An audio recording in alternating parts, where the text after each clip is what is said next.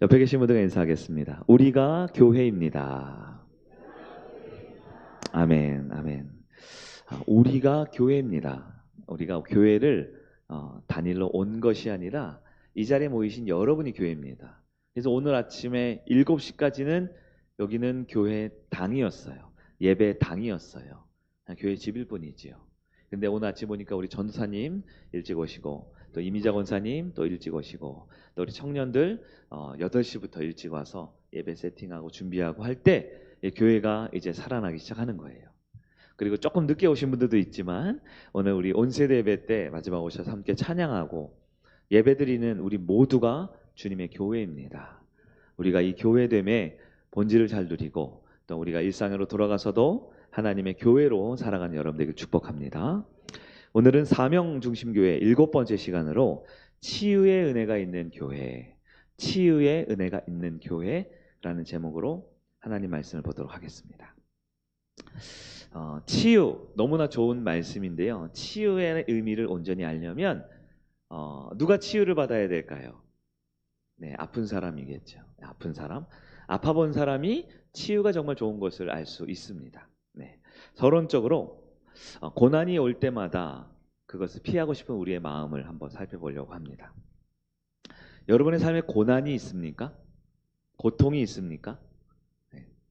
우리 젊은 분들이나 우리 청소년들이나 아직 이 마음이 여리고 아직 이 세상에 이 거친 파도와 험한 삶을 누리기에는 아직 힘겨워하는 그런 젊은 청춘들이나 어린 학생들이나 우리 친구들의 이야기를 보면요, 하나같이 자기네 인생이 참 힘들다 이런 얘기를 많이 해요. 상처도 많이 받고요. 그 상처받고 살면서 이것도 참 잘못한 것 같아요. 저것도 후회합니다. 이런 이야기를 많이 합니다. 그래서 이것도 힘들죠. 저것도 아프고 또 매일매일 쉽지 않다. 이런 이야기를 많이 합니다. 물론 연세가 있으신 우리 성숙한 우리 장년 또 우리 어르신들도 여전히 상처와 아픔들도 있겠죠. 하지만 우리가 아직 경험이 적은 젊은 분들은 아직 많은 이 땅에서의 고난을 다 겪어보지 않았기 때문에 여전히 한 해 한 해가 힘들 것 같고요. 이 추운 겨울 또 1월, 2월 이 지나갈 때 여러 가지 고통들이 있을 것 같아요. 마음이 여리고 힘든 그들에게 제가 종종 이런 이야기를 해줍니다. 우리가 서울에서 우리 성남에서 이 수도권에서 출발해서 우리 지방에 내려갈 일이 있죠. 뭐 충청도도 가고 강원도도 가고 저쪽 남쪽으로는 경상도나 전라도를 갈 때가 있습니다. 출발을 해서 서울에 출발해 쭉 내려가다 보면 도착지 저쪽 뭐 부산이라고 할까요? 광주라고 할까요? 아래까지 내려가다 보면 반드시 지나쳐야 되는 곳이 있어요. 반드시 지나쳐야 되는 게 있어요. 바로 터널입니다. 터널. 네, 터널. 이 터널을 지나가는데요. 어떤 분들은 바로 저 같은 사람인데요. 저는 터널을 지나가는 것이 굉장히 좀 힘든 사람 중에 하나입니다. 네. 저희 부모님이 계신 곳이 강원도 속초이잖아요. 속초를 가면 우리나라에서 지금 뭐 바뀌었는지 모르겠는데 하여튼 얼마 전까지 가장 긴 터널이 있어요. 네. 11.5km인가 하는 터널이 있어요. 터널만 길이가. 네, 바로 인제 양양간 터널인데요. 거기 안에 딱 들어가면요. 시작부터 도착할 때까지 그냥 한참을 그냥 몇십 분을 그냥 터널만 지나가는 데가 있어요. 네. 근데 제가 이렇게 굉장히 마음이 여린 사람이잖아요. 그래서 터널을 오래 지나가면 저는 갑자기 막 가슴이 막 이렇게 답답해 와요. 오고 심지어는 막 문을 열고 막 내리려고 막 할 때도 있었어요. 심각할 때는 이렇게 안전벨트를 하잖아요. 그것도 막 너무 답답해서 막 풀고 싶고 답답증이 좀 있는 사람이어서 굉장히 긴 터널 가면요. 또 어떤 터널을 보면 이게 이 등불이 잘 박혀 있지 않은 터널이 있어요. 요즘에는 뭐 대부분이 좋지만 그런데 보면 굉장히 깜깜하기도 하고 그런 터널들이 있잖아요. 서울에서 출발해서 부산까지 갈 때 어떤 분이 이런 기도를 하기 시작합니다. 하나님, 오늘은 제가 부산까지 가는데 한 4-5시간 운전해 가는데 오늘만큼은 좀 터널을 안 지나게 해주세요. 이렇게 기도를 하는 거예요. 터널이 너무 깜깜하고 너무 답답하니까 오늘만큼은 좀 터널 없이 목적지까지 도착을 하게 해주세요. 이렇게 기도를 합니다. 그 기도는 응답될 수 있을까요? 없을까요? 네. 제가 갑자기 미안해지네요.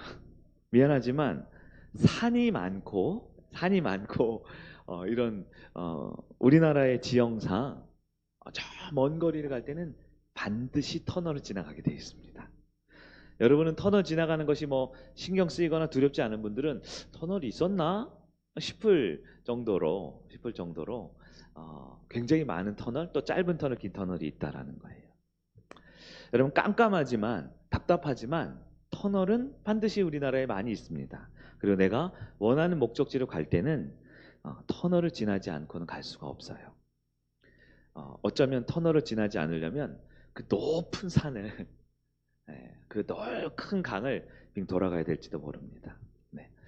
이것을 고난이라는 측면으로 우리가 조금 해석해 보면, 여러분, 고난은 피하고 싶고 고통을 당하지 않고 살고 싶지만 그 누구도 예외는 없는 것 같아요. 말씀으로 좀 들어가 보면, 첫 번째, 고난이 없는 인생은 아무도 없다라는 것은 우리에게 주어진 일반적인 교훈뿐만 아니라 성경에서 말하는 교훈이기도 합니다. 많은 성도님들 기도 중에 이런 기도가 있어요. 하나님, 올해는, 이번 달에는, 이번 주에는 고난이 좀 없기를, 아무 고통 없기를, 무탈하기를 좀 하나님께서 허락해 달라고. 그러나 여러분, 잘 들으셔야 돼요. 인생에서 고난이 없기를, 무탈하기만을 바라는 기도는 올바른 기도가 아닙니다. 하나님, 이번에도 힘들지 않게 해주세요. 어렵지 않게 해주세요. 아프지 않게 해주세요. 왜냐하면 고난 없는 기도는 하나님이 응답해 주시지 않아요. 그 이유는 하나님께서 이 세상을 창조하고 이 땅에 살아가는 우리가 살아가는 삶의 원리와 배치되는 기도 제목이기 때문에 그렇습니다. 그 이유를 우리 성경에서 한번 찾아보려고 합니다. 우리 오늘 본문에서 조금 떨어지지만 전도서 말씀만 볼게요. 7장 13절 14절입니다. 아주 중요한 말씀이니까요. 여러분, 조금 힘겨울 수 있겠지만 아멘 하면서 이 말씀을 잘 받아들이셔야 돼요. 13절부터 오겠습니다. 시작. 하나님께서 행하시는 일을 보라.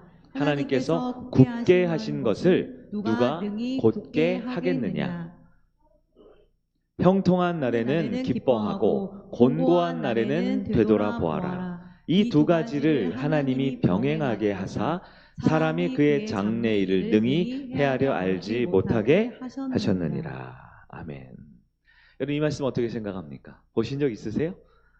아마 우리가 성경 통독하면 여러 번 보았겠지만 그렇게 기쁘지 않은 말씀 중에 하나입니다. 왜냐하면 하나님의 이 세상을 창조하시고 사람들이 살아가는 원리 가운데 형통한 날, 좋죠? 형통한 날이 있는데요. 형통한 날만 있는 게 아니라 또 무슨 날이 있어요? 곤고한 날이 있다라는 겁니다. 곤고한 날.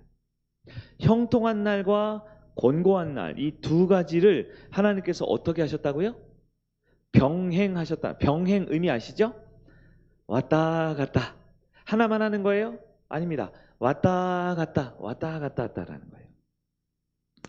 그 이유는 사람이 자기의 미래를 다 온전히 알지 못하게 하는 거예요. 왜요? 하나님이 하나님이고 우리는 우리니까요. 하나님은 아버지고 우리는 자녀니까요. 그것이 하나님 창조 계획입니다. 여러분, 형통한 날에는 어떻게 하라고 그랬어요? 기뻐하라고 그랬죠. 누리라는 것입니다. 감사하고 찬양하고 우리가 공동체니까 함께 누리며 즐거워하는 겁니다. 여러분, 예배 시간에 찬양할 때 여러분 즐겁습니까? 의무적으로 합니까? 기뻐하면서 즐길 줄 알아야 됩니다. 왜냐하면 우리가 예배 드릴 수 있는 것은 형통이거든요. 하나님께 찬송할 수 있는 것이 형통이거든요. 매주 한 번씩 드려지는 의무고 율법이고 안 지키면 목사님한테 혼나는, 목자한테 책망 듣는 그런 꼭 지켜야 할, 억지로 하는 것이 아니라 우리가 하나님께 모일 수 있는 것은 형통입니다. 그런데 곤고한 날도 있다고 그랬습니다. 곤고한 날이 뭐예요? 배고프고 춥고 고통스럽고 아픈 날을 말합니다. 그런 날은 어떻게 하라고요? 되돌아보라라는 겁니다. 되돌아보라. 여러분, 이것을 우리가 윤리적으로만 생각하면 되돌아보라는 건 그냥 자아 성찰이겠죠. 그때 그러지 말았어야 되는데. 마인드 컨트롤 같은 거죠. 그것이 아니죠. 하나님께서 되돌아보라라는 건 뭘까요? 회개하고 함께 기도하라라는 겁니다. 우리가 공동체라는 걸 잊으시면 안 됩니다. 형통한 날에는 함께 기뻐할 줄 알아야 되고요. 곤고한 날에는 함께 기도할 줄 알아야 되는 거예요. 여러분, 우리가 하나님을 믿는다라는 게 무조건 만사형통으로 주신다라는 게 아닙니다. 만사형통으로 주신다라는 건 그건 가짜예요. 그건 진짜가 아닙니다. 하나님을 믿으려면 하나님이 어떤 분인지를 알아야 됩니다. 그게 가장 성도됨의 모습이에요. 하나님을 사랑한다고 하는데 그냥 찬송할 때만 주님 사랑해요 이렇게 찬양할 때만 사랑하는 겁니까? 하나님의 심정을 알아야죠. 그분이 어떤 분이, 그분의 성품, 속성을 알아야죠. 그분이 일하는 방법을 알아야죠. 알아야 합니다. 늘 밝은 태양만 따뜻하게 비춰주는 봄날 같기를 바라는 것, 혹은 우리 젊은 분들 표현은 꽃길만 걷길 바라는 것, 네, 그것은 믿음이 아닙니다. 터널 없이 목적지에 도착할 수가 없습니다. 그럼 우리는 어떻게 기도해야 할까요? 네, 터널을 잘 통과하는 법을 배우게 해달라고 기도해야죠. 터널 앞에서 두려워하지 말고, 터널은 동굴이 아니니까요. 막힌 것이 아니니까요. 죽음의 장소가 아니고, 우리가 고대 근동에서는 동굴 속에 사람을 매장했잖아요. 동굴에 들어가면 답답하고 죽음이지요. 터널은 뭐예요? 끝이 있지요. 이 터널을 잘 통과하게 해달라고, 터널 앞에서 두려워하지 않게 해달라고, 주저하지 않게 해달라고, 반드시 밝은 빛이 있는 끝이 있으니까 기쁨의 형통한 날이 있다라는 것을 믿고 주님 앞에 믿음으로 나아가야 되죠. 성도의 인생을 보면요, 기쁨이 있습니까? 형통한 날? 있습니다. 고난이 있습니까? 있습니다. 근데 중요한 건요, 그냥 고난만 있다라고 생각하면 그것을 자기 연민이라고 합니다. 성도의 삶에 고난만 있습니까? 아닙니다. 여러분, 정말 오해하고 착각하면 안 돼요. 이 누가 오해하냐면, 주일날 예배 드리는 분 중에 오해하는 분들이 많아요. 그래서 주일날 교회 올 때요, 세상에서 내가 제일 비련한 여인처럼 예배 드리는 분이 있어요. 세상의 모든 무거운 짐을 다 지고 있는 그 슬픈 고통의 그 패전 장군처럼 예배 드리는 분들이 있어요. 세상에서 먹고 즐길 거 다 즐기다가 예배당에만 오면 주여 제가 왔습니다. 아이고. 여러분, 우리의 인생은 기쁨입니다. 여러분, 이번 주에 돈 없어서 밥 못 먹은 분 있어요? 네? 네? 통장에 돈이 하나도 없어서 차 타고 가야 되는데 걸어서 출근하시거나, 네? 학교에서 공부할 책 살 돈이 없어서 옆에 있는 사람 거 이렇게 책 본 분 있어요? 우리의 삶은 여러분 고난이 아니라 기쁨이 더 많아요. 그것을 믿음으로 받아들일 수 있어야 돼요. 근데 자기 연민에 빠진 사람 너무 세상에 내가 제일 불쌍한 여인, 제일 고통당하는 남성이라고 생각하는 분들이 있어요. 그러면 안 돼요. 네. 성도의 인생을 잘 보십시오. 기쁨과 기쁨 사이에 고난이 잠시 있는 겁니다. 그게 우리 성도의 인생이에요. 기쁨과 기쁨 사이에 잠시 고난이 있어요. 오늘 출애굽한 이스라엘 백성들 이야기를 보면요, 정확하게 우리가 그 이야기를 볼 수 있습니다. 출애굽했습니다. 이스라엘 백성들이. 출애굽 기쁨이죠. 네. 근데 홍해를 만났어요. 고난이죠. 근데 홍해를 건넙니까? 마른 땅처럼 건넜습니다. 얼마나 기뻤는지 오늘 본문 출애굽기 15장 1절부터 모세와 미리암이 번갈아 가면서 콜라보레이션으로 찬송을 부릅니다. 그렇게 보이세요? 출애굽기 15장 오늘 달자는 1절부터 쭉 말씀이요. 뭐예요? 15장 모세의 노래죠. 노래라고 보입니까? 실제로 이것으로 우리 가스펠 찬양주의 노래, 이걸로 찬양이 굉장히 많아요. 그리고 오늘 보면 22절부터 보았는데, 29절부터 보면 또 미리암, 모세의 누나 있죠? 옛날에 그 갈대 상가 있을 때 그 옆에서 딱 쳐다보던 그 여인이 있잖아요. 미리암도 막 노래를 부릅니다. 이분들이 거의 악동 뮤지션 수준으로 이 남매가 순서는 바뀌었어요. 누나와 남동생입니다. 모세가 먼저 쫙 노래를 부르고 또 누나가 미리암이 쫙 노래를 불렀어요. 왜 노래 부릅니까? 왜 노래 부릅니까? 기쁘니까 노래를 부르지요. 출애굽 전에는 노예의 고통이 있었지요. 그러나 그 전에는요, 야곱의 아들이 요셉이 요셉이 총리가 돼서 기쁨으로 고센 땅에 이주한 기쁨이 있잖아요. 기쁨이 있다가 고난이 있다가, 출애굽에 기쁨이 있다가 홍해에 고난이 있다가, 홍해를 건너는 기쁨이 있는 거죠. 근데 홍해를 건너는 기쁨이 있다가 오늘 말씀 맨 마지막에 보면요, 이 광야에서 엘림이라는 오아시스 너무 풍족한 그 좋은 곳에서의 기쁨을 또 누려요.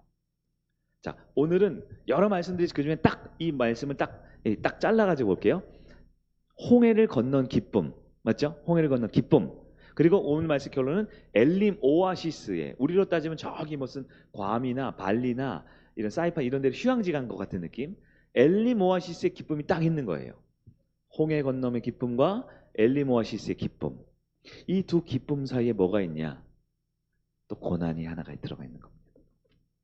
자, 출애굽기 15장 19절 말씀 한번 같이 보겠습니다. 19절 시작. 바로의 말과 병거와 마병이 함께 바다에 들어가매 여호와께서 바닷물을 그들 위에 되돌려 흐르게 하셨으나 이스라엘 자손은 바다 가운데서 마른 땅으로 지나간지라. 아멘. 지금 이게 굉장히 우리 이민지 집사님이 앞에 찬송을 예쁘게 불렀는데요. 성경 봉독할 때는 진지하게 읽어야 되는 줄 알았나 봐요. 이게 찬송이거든요.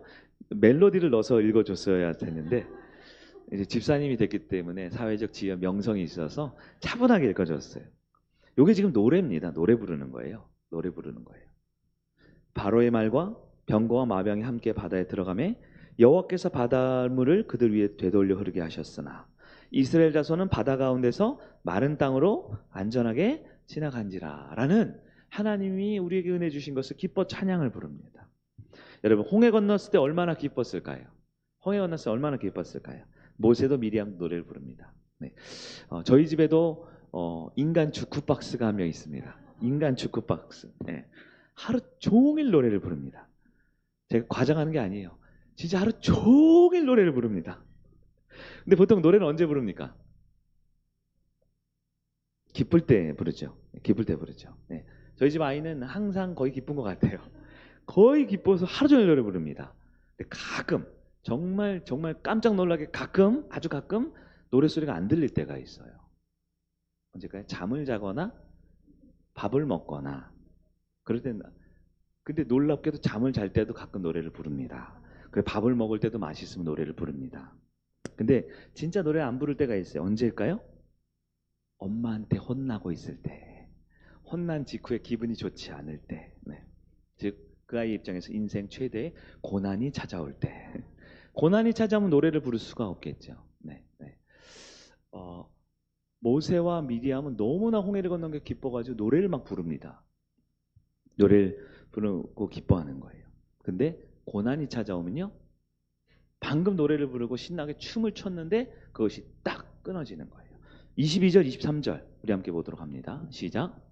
모세가 홍해에서 이스라엘을 인도하매 그들이 나와서 수르 광야로 들어가서 거기서 사흘 길을 걸었으나 물을 얻지 못하고 마라에 이르렀더니 그곳 물이 써서 마시지 못하겠으므로 그 이름을 마라라 하였더라. 아멘. 여러분, 이스라엘이 홍해 건너는 기적 직후에 3일간 물이 없었대요. 3일. 여러분, 사람은 며칠을 안 먹어도 살 수 있다고요? 평균적으로 40일 정도까지는 안 먹어도 힘이 들겠지만 생존할 수 있는데요. 며칠을 물을 안 마시면 위험해요? 7일을 물을 안 마시면 굉장히 위독해질 수 있다 그러더라고요. 근데 3일이래요. 3일. 위독하진 않지만 엄청 고통스러웠던 거예요. 게다가 우리처럼 이렇게 시원한 곳에 있는 게 아니고 그곳은 어디입니까? 땡볕이 있는 광야입니다. 3일간 목마름이 시작됐어요. 기쁨은 어떻게 돼요? 점점 사라지지요. 이때 고난이 시작됩니다. 그런데 여러분, 고난이 있을 때, 목마를 때 시원한 물 한 잔 마시면 또 그 고난이 조금 기쁨으로 해소될 수 있죠. 근데 보통 고난이 있을 때 고난이 한 번 더 오면 그때 사람은 이제 이성을 잃거나 감정이 상해지는 거예요. 겨우겨우 찾아서 3일 동안 목이 마른 문을 찾았습니다. 찾았는데 그 찾은 우물의 이름이 뭐였다고요? 마라. 제가 가봤잖아요. 제가 이집트에 있는 시나이 반도에 있는 마라에 가봤잖아요. 근데 제가 솔직히 말하면 가봤는데요. 그때 너무 차 이동이 많아서 차에서 내리진 않았어요.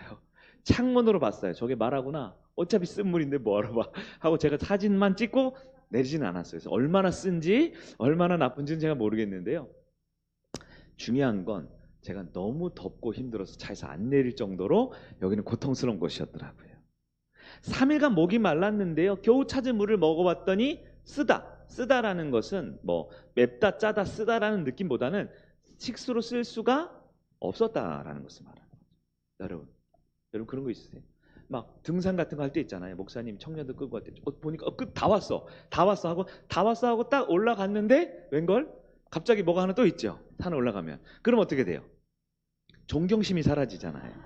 그럼 야 이제 진짜 다 왔어. 저 하나밖에 안 보이잖아. 저 나뭇가지 보이지 다 왔어. 딱 올라가는데 뭔가 계단이 150개가 딱 있잖아요. 그럼 어떻게 돼요? 그러면 이제 다음 주 교회 안 나올 수도 있는 거죠. 여러분 고난이 있는데 고난이 가중되면 어떻게 돼요? 이러면 이제 굉장히 이것은 삶의 마음과 육신과 이것이 고통으로 바뀌는 거죠. 근데 오늘 말씀에서 중요한 게 이제부터 시작됩니다. 그렇다면 여러분 고난은 영원한가요? 의사는 고난은 영원한가요? 아니죠. 26절까지 우리가 읽었거든요. 바로 한 절 뒤에 제가 아주 전략적으로 한 절을 뺐어요. 27절입니다. 27절 같이 읽겠습니다. 시작. 그들이 엘림에 이르니 거기에 물샘 열둘과 종려나무 이른 그루가 있는지라 거기서 그들이 그물 곁에 장막을 치니라. 아멘. 어디에 이르렀다고요? 엘림. 여러분 그래서 가끔 교회나 이런 다른 교회 가거나 카페 가면 엘림이라는 카페 있는 거 보셨어요? 교회 엘림 이런 데 있어요. 느낌이 있죠. 뭐냐면 거기에 물샘 12, 즉 오아시스가 12개가 있고요. 종려나무, 여러분 종려나무 아세요? 엄청 커요. 엄청 큰 나무가 70그루가 있다라는 거, 그 밑에 엄청나게 풍부한 물이 있다라는 것이죠. 거기에 엘림이라는 곳에 도달하게 됐다라는 거예요. 자, 오늘 읽은 그 말씀을 보면요. 출애굽기 15장인데요. 15장 1절부터 18절까지는 모세가 먼저 1절 노래를 부르고요. 19절부터 21절까지 미디암이 2절 노래를 부릅니다. 그리고 좀 건너뛰어서 27절 보면 엘림이라는 오아시스에 갔어요. 홍해를 건넌 이야기와 엘림의 오아시스 이야기 너무 좋죠. 기쁨과 기쁨이죠. 근데 요 사이에 오늘 우리 김지 학생이 읽은 22절부터 26절까지의 그 마라의 쓴물 얘기. 여러분 사실 우리 인생에 요거만 쏙 빼면 딱 좋겠다라는 생각 들지 않아요? 홍해 건너는 것도 좋고요. 우리 아들 뭐 취업한 것도 좋고요. 우리 딸 대학 간 것도 좋고요. 우리 남편 승진한 것도 너무 좋죠. 그리고 나서 그 다음날 갑자기 뭐 아파트 값이 오르거나 내가 원하는 그 명품이 갑자기 30% 할인을 하거나 이런 거 기쁨과 기쁨이 이어지면 좋잖아요. 근데 그 사이에 꼭 뭐가 있냐? 마라의 쓴물이라는 사건이 들어가 있다라는 거예요. 여러분 이 말씀을 딱 빼면 너무나 좋겠는데 성경에는 이런 말씀이 꼭 들어갑니다. 근데 성경만 있는 게 아니에요. 우리의 인생에도 마라와 같은 사건이 꼭 들어갑니다. 왜 그럴까요? 마라, 즉 고난이 우리 가운데 중간중간 들어갑니다. 첫 번째 돼지가 그랬죠. 고난 없는 인생이 없다고요. 이것은 제가 여러분에게 고통을 이렇게 사주하는 게 아니라 어떤 의미에서 성경에서 말하는 진리이기도 합니다. 하나님의 창조의 원리는요. 형통, 즉 기쁨과 고난, 즉 우리에게 마라의 쓴물이 반복적으로 나타나는 것이 우리 인생이라는 거예요. 두 번째 이야기로 넘어갑니다. 그러면 고난이 왜 주어집니까? 고난을 통해 치유하시는 하나님을 만나라라는 것이 우리 하나님께서 고난을 주신 이유다라는 겁니다. 하나님께서는 홍해의 기쁨과 엘림, 오아시스의 기쁨 사이에 광야의 목마름과 마라의 쓴물이라는 고난을 배치하신 분명한 이유가 있다라는 겁니다. 우리는 웬만하면 그걸 안 하고 싶지만 분명한 이유가 있어요. 15장 25절 말씀을 보겠습니다. 15장 25절 시작. 모세가 여호와께 부르짖었더니 여호와께서 그에게 한 나무를 가리키시니 그가 물에 던지니 물이 달게 되었더라. 거기서 여호와께서 그들을 위하여 법도와 율례를 정하시고 그들을 시험할세. 아멘. 너무 귀한 말씀인데요. 여기 한 그루 나무 이것을 우리가 또 설명할 수 있죠. 예수 그리스도 십자가에 달리신 예수님을 이때부터 예표하고 있는 말씀인데요. 오늘은 그 말씀보다는 우리의 고난에게 조금 더 집중해 봐서 맨 마지막 구절 바로 그들을 어떻게 하셨다고요? 누가 시험합니까? 하나님이 누구를요?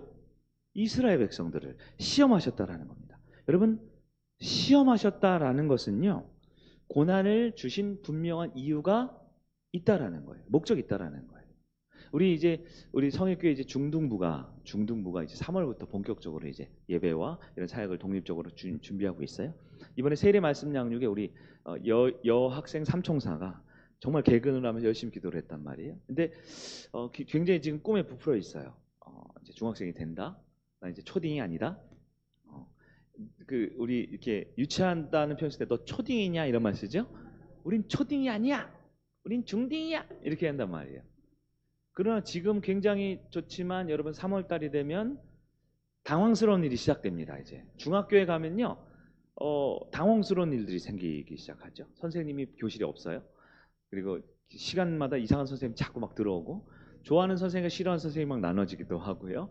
뭐 그래요. 그리고 아마 다 여중에 간 것으로 알고 있는데 여자들끼리 있으면 굉장히 또 뭔가 삭막해지는 경우도 있어요. 자, 고난이 내가 생각하지 못했던 것이 이렇게 찾아올 때가 있는데요. 그 이유와 목적이 있다라는 거예요. 왜 교육부에서는 여자 중학교를 만들었을까? 왜 이 문교부인가요? 교육부인가요? 왜 교복을 입으라고 할까? 에? 왜 등교 시간은 아침 8시 30분까지 이렇게 정해놨을까? 이유와 목적이 다 있습니다. 중학교에 가면 이제 시험이라는 걸 본다 그러더라고요. 시험, 중간고사, 기말고사. 시험을 보면 시험이 쉬우면 시험이 아니죠. 시험이 쉽지 않아요. 어렵단 말이에요. 막 틀리기도 하고 너 몇 점 맞았어? 아, 망했어. 막 이러면서 막 서로 막 얘기하죠. 근데 시험을 보는 목적이 분명히 있죠. 하나님께서도 마라의 쓴물과 광야의 목마름이라는 고통을 주신 이유가 있다고 성경에서 분명히 말합니다. 내가 그들을 시험하려 함이라 라고 말씀하셨어요. 어떤 시험이 있을까요? 그게 중요합니다. 자, 26절을 보겠습니다. 시작. 이르시되 너희가 너희 하나님 나 여호와의 말을 들어 순종하고 내가 보기에 의를 행하며 내 계명에 귀를 기울이며 내 모든 규례를 지키면 내가 애굽 사람에게 내린 모든 질병 중 하나도 너희에게 내리지 아니하리니 나는 너희를 치료하는 여호와임이라. 아멘. 나는 너희를 치료하는 여호와임이라. 여러분, 지금 이스라엘 백성들이 병이 났어요? 그건 아니죠. 감기에 들었어요? 그건 아니죠. 그들이 목이 마르고 그것으로 인해서 고통당합니다. 그것으로 인해서 마라의 쓴물 때문에 오히려 더 마음이 상합니다. 관계가 깨어집니다. 그들의 영이 혼미해지고 고통 가운데 있습니다. 여러분, 치료라는 것은요, 단지 육신의 병 혹은 생각의 병, 감정의 병뿐만 아니라 전인적인 우리 인격에 대한 모든 부분에 대한 회복과 치료가 필요한 상태인 것이 우리의 모습이에요. 근데 하나님의 의도는 뭐예요? 내가 너희를 치료하는 하나님이다라는 것을 알게 해주기 위해서 마라의 쓴물의 고난을 주셨다라고 말합니다. 여러분, 하나님은 어떤 분인지 우리가 다시 한번 좀 봐야 됩니다. 오늘 본문에 나타난 하나님, 하나님의 속성, 하나님 성품이죠. 하나님은 어떤 하나님이라고 본문에 말씀하죠? 치유하실 수 있는 하나님입니다.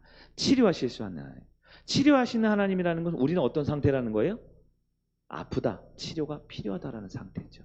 하나님의 마음은 어떻습니까? 하나님의 심정은 내 백성이 치료가 필요한데 그 치료가 필요한 거를 모를 수 있어요.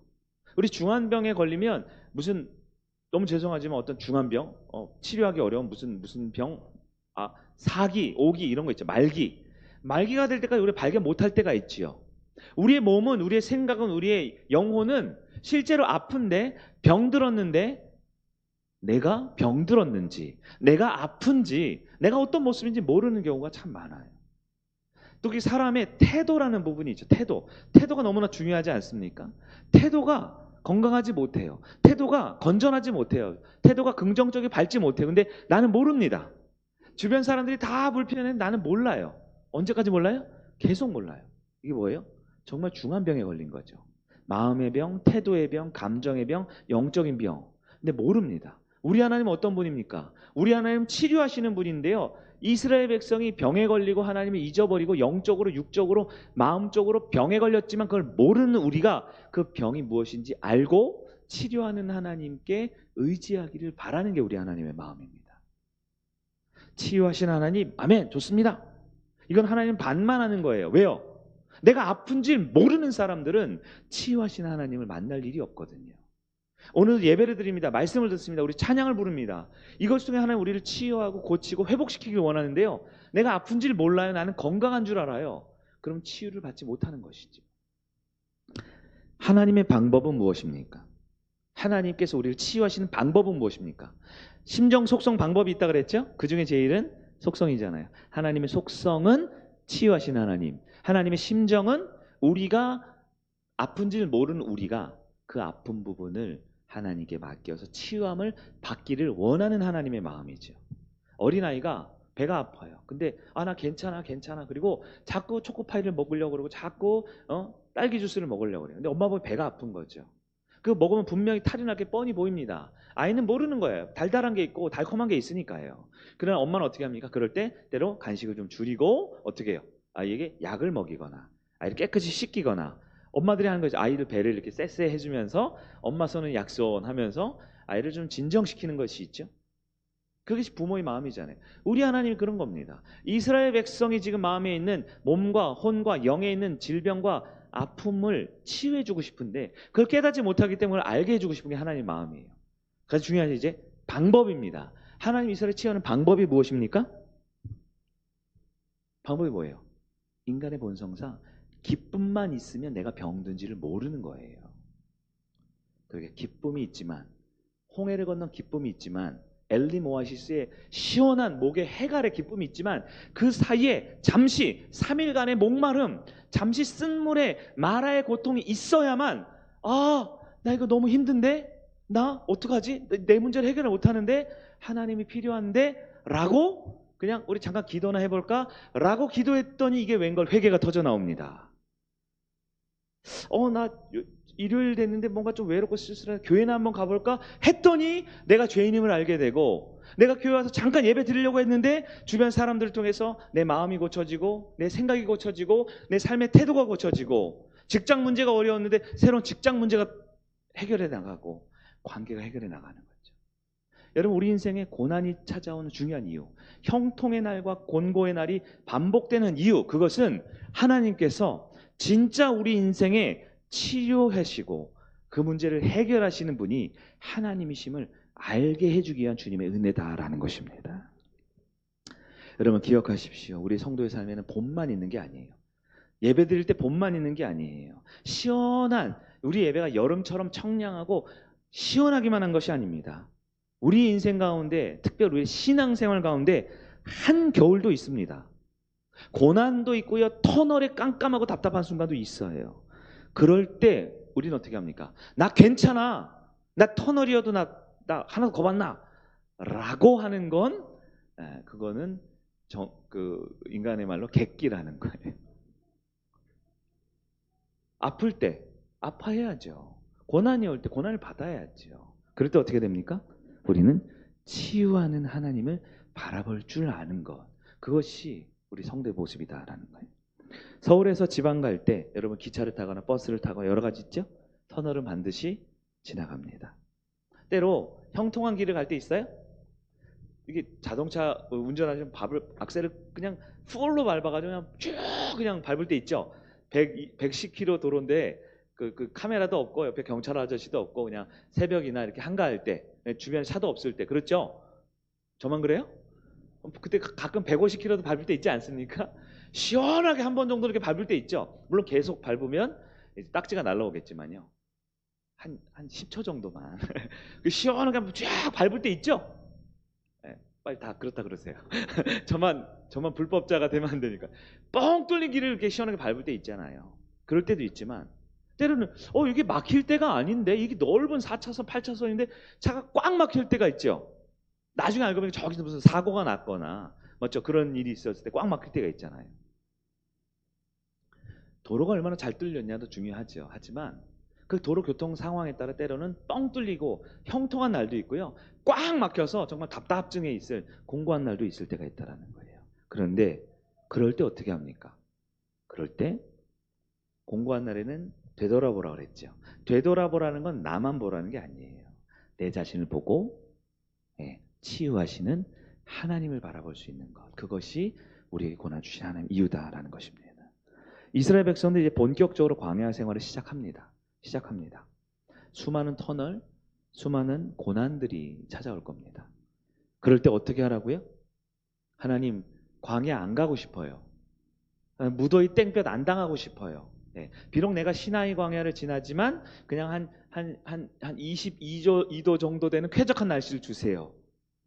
그렇게 할 수 없다라는 거예요. 광야는 한낮에는 40도, 50도가 되고요. 한밤에는 한 10도 정도로 굉장히 추운 맹추위가 됩니다. 그럴 때 어떻게 해요? 곤고할 때 하나님을 바라보고 은혜를 구할 줄 아는 성도가 되는 것이 하나님 권해주신 목적이다라는 거예요. 그러면 이제 중요한 마지막 세 번째입니다. 그러면 고난 속에서 어떻게 살아가야 할까? 오늘 본문을 묵상하다 보면 이 고난의 현장, 이스라엘 백성 가운데 하나님을 바라봤던 한 사람이 우리에게 딱 보여집니다. 누굴까요? 모세입니다. 하나님 이스라엘 백성을 출애굽시키셨어요. 누가 출애굽시키셨어요? 하나님이죠. 그러나 누구를 통해서? 그게 하나님 일하는 방법입니다. 왜요? 우리 인간은 하나님을 볼 수 없죠. 그러나 우리 인간은 우리 사람들을 볼 수 있잖아요. 세상 사람들은 예수를 볼 수 없지만 예수 믿는 우리를 보게 되잖아요. 그 하나님께서는 우리에게 우리 눈으로 볼 수 있는 모델을 제시해주고 있어요. 그리고 그 모델을 통해 우리도 누군가의 또 다른 영적인 모델이 되어줘야 합니다. 15장 24절을 볼까요? 시작. 백성이 모세에게 원망하여 이르되 우리가 무엇을 마실까? 그럼 백성 원하는 물이 없을 때 누구를 원망합니까? 참 잘하는 거죠. 리더를 원망하는 거 참 잘합니다. 근데 중요한 사실은 리더를 원망할 때 그 리더는 어떻게 반응하냐는 거죠. 어떻게 반응을 할까요? 보통 백성이 리더인 모세에게 뭐라 그러면 1번 백성한테 가서 모세도 뭐라 한다. 두 번째 싸우기 싫어. 책임을 회피하고 백성을 피한다. 아니면 우리 잘하는 거 저도 가끔 왜 나만 갖고 그래? 하고 화내고 사라진다. 어떻게 할까요? 15장 25절 백성이 모세에게 원망했죠. 25절 상반절만 보겠습니다. 시작. 모세가 여호와께 부르짖었더니 네. 고난 속에 살아가는 두 가지 방법. 첫 번째는요. 고난의 터널을 지날 때는 치료의 하나님을 기억하는 것입니다. 모세는 사람을 상대하지 않습니다. 분명 백성들이 와서 뭐라 그랬거든요. 그러나 모세는 누구를 상대합니까? 상대라는 표현이 좀 죄송하죠. 하나님을 찾습니다. 왜 그럴까요? 모세가 고난을 많이 당해봐서 그래요. 많이 당해보니까 많이 하나님을 찾는 법을 배운 거예요. 여러분 고난 없는 인생은 없어요. 터널 없는 인생은 없어요. 그래서 아까 제가 젊은 분들 우리 학생들 이야기를 했죠. 너무 죄송하지만 더 고난이 필요합니다. 더 고통이 필요합니다. 왜요? 그 고난과 고통은 하나님을 기억하고 찾게 하는 은혜의 과정이기 때문에 그렇습니다. 모세는 사람이 와서 힘들게 할 때 사람을 상대하지 않고 하나님을 찾았습니다. 왜요? 우리 세일회 때 우리 공식처럼 배웠죠? 사람은 뭐예요? 사람의 별명이 있어요. 한계입니다. 저는 김현욱이지만 제 별명은 김한계입니다. 앞으로 조금 제 마음에 안 들면 김한계 목사님이라고 부르세요. 한계예요. 우리 사람은 한계. 그러나 우리 하나님의 별명이 있죠. 하나님 뭡니까? 초월입니다. 능력입니다. 기적입니다. 모세는 그것을 알았기 때문에 사람들이 와서 막 그럴 때 아니 왜 나한테만 그래? 라고 할 수도 있고 왜 그래? 하고 화낸 적도 아마 있었을지 몰라요. 지금 나이가 꽤 드셨거든요. 80살이 넘었기 때문에 여러 가지 다 했을 거예요. 이분도. 그러나 이제 알아는 거죠. 아, 하나님께 가야 되는구나. 우리에게 인생의 고난이 찾아올 때 여러분 하나님께 기도할 줄 아는 성도가 성숙한 성도, 고난을 이겨내는 성도가 된다라는 겁니다. 우리 부모님들이 모세 같은 부모님들이 되었으면 좋겠어요. 힘들고 어려운 문제 있죠. 자녀 키울 때, 가정 이끌어 가실 때 힘들 때 어떻게 합니까? 아직 미숙한 부모님은 어떻게 해요? 남편은 아내 탓, 아내는 남편 탓하기 정말 쉽지요. 네, 왜요? 다 맞는 말이에요. 온도계가 정확하거든요. 정확한 온도계로 남편이 잘못된 거를 쫙 컴퓨터로 워드 프로그램으로 저장을 머릿속에 해놨어요. 그래서 다 기억해요. 13년 전, 15년 다 기억해요. 순서까지 서투로 다 해놨습니다. 남편은요. 논리적이고 이성적이고 합리적이고 근데 말이지 하면서 그때 말이지 야 핵심만 말해 이러면서 정확하게 얘기를 하면 어떻게 돼요? 어떻게 해요? 남편이 이겨요? 아내가 이겨요? 아이들만 상처를 받습니다. 자녀들만 고통을 당하는 거죠. 여러분 우리 부모님들이 모세와 같은 진짜 고난을 이겨내는 비결을 체득하기를 간절히 축복합니다. 문제가 있을 때, 자녀 문제, 가정 문제, 경제 문제 있을 때 사람을 상대하는 것보다 하나님을 찾을 줄 알아야 돼요. 우리 목자님들, 우리 팀장님들도 마찬가지 권면을 드리기를 원합니다. 우리 목자님들이 비록 서너 명 있는 작은 소그룹 공동체의 목자지만 모세와 같은 리더들이 되기를 간절히 축복합니다.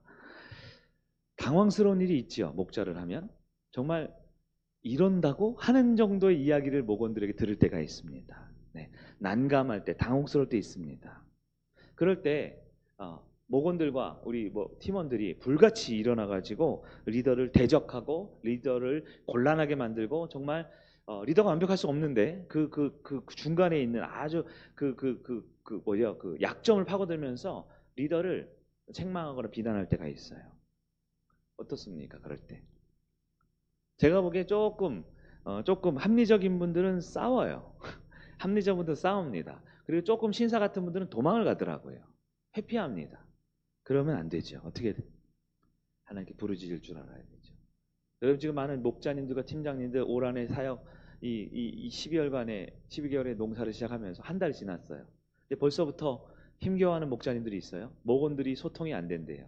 목원들이 말을 안 듣는데요. 한마디 하면 10마디 한다 그런다고 하더라고요. 네. 여러분 참고로 제가 강단 선편에서 무조건 목자 편입니다. 제가 기도하고 1년 동안 기도하고 목자를 세웠기 때문에 우리 권위의 원리를 다 배우셨죠? 맞고 틀리고의 문제가 아니에요. 목자가 잘못되면 하나님께서 치거나 하나님께 목사를 통해 목자를 반죽여 놓을 겁니다. 그러나 여러분 목양 공동체 안에서의 목자는 여러분이 세우신 하나님의 권위자입니다.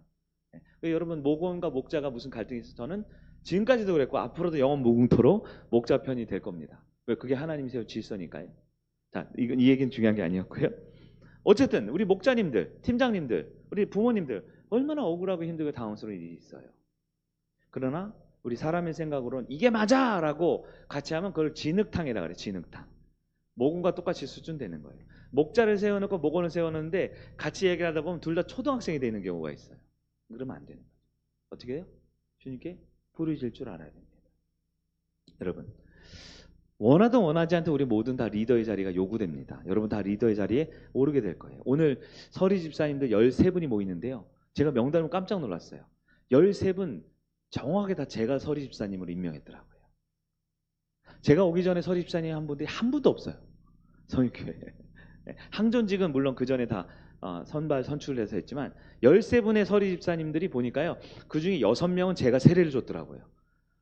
좀 미우나 고우나 이렇게 지냈는데 6명은 우리 교회에서 세례를 받으시고요. 13분이 지난 6년 동안 서리 집사님이 됐더라고요. 아닌 분들이 없을 거예요. 누구나 다 곧 리더의 자리가 요구받거나 이미 리더가 돼 있을 겁니다. 하나님이 세운 리더이지만 우리는 욕먹을 자리입니다. 비난받습니다. 고통의 최전선에 있습니다. 그러나 하나님이 세운 사람은 리더는 문제가 있을 때 사람만 상대하는 게 아니라 하나님께 부르짖을 줄 알아야 됩니다. 여러분 가정 내 갈등 1위가 뭡니까? 가정 내 갈등 1위가 뭐예요? 사람이에요. 사람. 교회 내에서 갈등 1위가 뭔지 아세요? 사람입니다. 눈앞에 문제가 아니고요. 사람이 문제예요. 그렇죠? 가장 사랑하고 소중한 사람, 그 사람이 문제죠. 그 사람 때문에 힘들죠. 네. 그래서 우리 그 은혜의 삶 때 얘기했잖아요. 많은 사람들이 교회 안에 왔을 때 깜짝 놀라요. 가족들이. 제가 저런다고? 저렇게 자기 얘기를 솔직하게 하고 이렇게 시원하게 웃으면서 사람들에게 호의로운 사람이라고? 근데 가족끼리는 안 그래요. 집에 가는 차 안에서만 봐도 이렇게 어떻게 돼요? 굉장히 쪼잔해지고 니 탓 내 탓 하면서 이렇게 얘기하죠. 왜요? 기대하는 바가 커서 그래요. 남한테는 가족이 아니면 기대를 안 하거든요. 기대를 안 하니까 편안해지고 이렇게 자유롭게 소통하게 되는 거죠. 근데 기대하는 사람은 어떻습니까? 그럼 이제 문제가 갈등이 심해지는 거죠. 여러분 세일의 말씀 양육은 이제 끝이 났지만 기도는 끝나지 않았습니다. 우리가 매일매일 성경 하면서 큐티 하면서 하나님을 만나고 음성을 들으셔야 돼요. 또 수요일날 큐티 기도회를 통해서 부르짖는 시간을 확보하셔야 합니다. 2024년 하나님 주신 그 새로운 곳으로 우리 성일교회 또 이전도 하기를 바라는 마음이 있지요. 우리가 이전을 선포한 지 이제 1년 정도 됐어요. 네, 쉽지 않은 길이네요. 네, 그리고 앞으로도 쉽지 않은 길이 꽤 오랫동안 지속될지도 모릅니다. 그러나 중요한 건 이거예요. 어떻게 보면 우리가 성일교회가 지난 5년, 6년 동안 재정적으로나 아니면 성도들이나 사역이나 여러 가지 면에서 기쁨의 시간들이었다면, 홍해를 건넜다면 우리에게는 이제 또 엘림이라는 축복의 땅이 기다리고 있겠죠. 그 사이에 광야의 목마름과 또한 마라의 쓴물이라는 시간이 있을지 몰라요. 그게 1년일지 2년일지 어떻게 될지 모릅니다. 그러나 분명 우리는 이 시간에 무엇을 해야 합니까? 하나님을 기억할 줄 알아야 돼요. 문제가 있을 때 사사건건 사람을 상대하지 않고 하나님께 부르짖을 줄 알아야 하는 것입니다. 간증을 하나 해야 되겠네. 시간이 좀 갔지만 우리 지난번 세일의 마지막 날 여러분 그 기쁨을 소망하자라는 측면에 우리 간증을 하나 했으면 좋겠어요. 세일의 마지막 날 우리 간증을 하는데 우리 교회 시무 장로님께서 간증을 하는데 갑자기 그 우리 전송도가 제주도에서 수련회를 하는 꿈을 환상을 보았다. 기도 중에 이런 얘기를 하셨어요. 근데 제가 그 얘기를 듣을 때 굉장히 소름이 돋았거든요. 왜냐하면 제가 이름 말하기 그렇지만 똑같은 환상을 봤다라는 얘기가 며칠 전에 저한테 들렸거든요. 네, 우리 성도가 제주도 그 바닷가에서 같이 수련회를 하고 있더래요. 그 얘기를 했는데 우리 장로님은 공개적으로 했으니까 제가 실명을 얘기할게요. 네, 장로님 그 얘기를 하셨더라고요. 그래서 제가 그 주일날 칼국수를 먹으면서 그 얘기를 딱 했더니 다들 굉장히 막 소름이 돋았다 그러더라고요.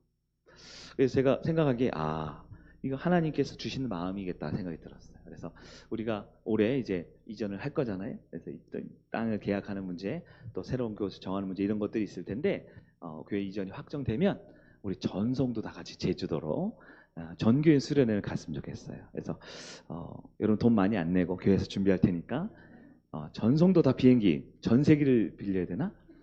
부흥을 하면 전세기를 빌리고 부흥을 안 하면 그냥 티켓팅을 하고 전성도가 다 같이 제주도로 수양회를 가도록 하겠습니다.